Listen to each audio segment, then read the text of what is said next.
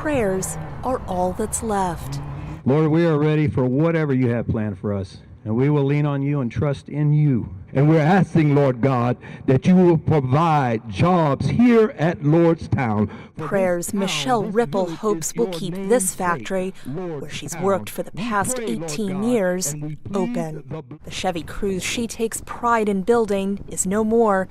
And unless GM brings in another product, this is Michelle's last Christmas in the job that's supported her family. It's heart-wrenching. And for them to tell us a little over a month before Christmas, I think their timing was way off.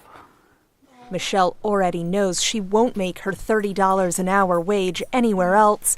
Her best option is $10 an hour at an aluminum factory. There's no good paying jobs around here like GM. You know, not only is it going to affect our plant, it's going to affect other companies that we get our supplies from. Down the road from the factory, waitress Lisa Miller saw the impact immediately. Normally, we'd be delivering carry-out orders to GM and other plants around there, and guys would be in here on their lunch break. Instead, a much emptier dining room as workers start watching their bank accounts. An uncertainty Lisa wants GM to understand. I believe if they can abandon so many people and without realizing tear down whole communities, if the American people abandoned them like they did us, they would feel what it's like to take their pay cut. So I hope that labor in Mexico and China is worth it. Lisa can't wait to pay off the last GM car she says she'll ever own. Even retired GM workers who have been through layoffs of their own are hit by the decision. I don't know if my home's going to be worth anything.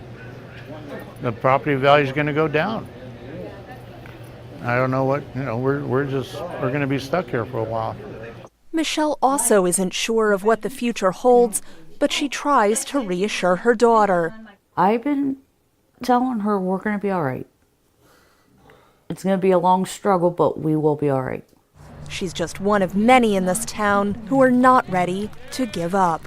God bless America, land that I love. Katherine Gypson, VOA News, Lordstown, Ohio.